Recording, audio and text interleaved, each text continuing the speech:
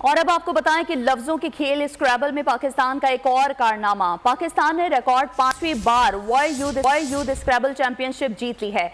मजीद तफसीलात जानेंगे इरशाद अली से। इरशाद, आगाह कीजिएगा।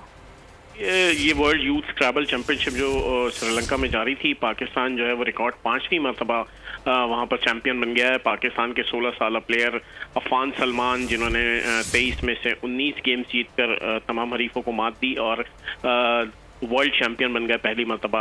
यहाँ ये बताता चलूँ कि अफान के जो बड़े भाई हैं उन्होंने भी जो है 2022 में जो है ये चैंपियनशिप वर्ल्ड यूथ चैंपियनशिप जीती थी। तो ये दो सगे भाइयों का पहली मरतबा हिस्ट्री में, स्क्रैबल की हिस्ट्री में रिकॉर्ड बन गया है कि दो सगे भाइयों ने चैंपियनशिप जीती है। तो पाकिस्तान 5वीं मरतबा जो है वो वर्ल्ड यूथ स्क्रैबल चैंपियन बन गया है और पाकिस्तान के 16 खिलाड़ियों ने इसमें हिस्सा लिया, जबकि दुनिया भर से 138 खिलाड़ी जो है वो इस चैंपियनशिप में शरीक थे। बिल्कुल शरीक थे। स्पोर्ट्स जर्नलिस्ट इरशाद अली हमें तफसीलन आगाह कर रहे थे। आपका बेहद शुक्रिया। सब्सक्राइब करें और बेल दबाएं ताकि कोई खबर रह न जाए।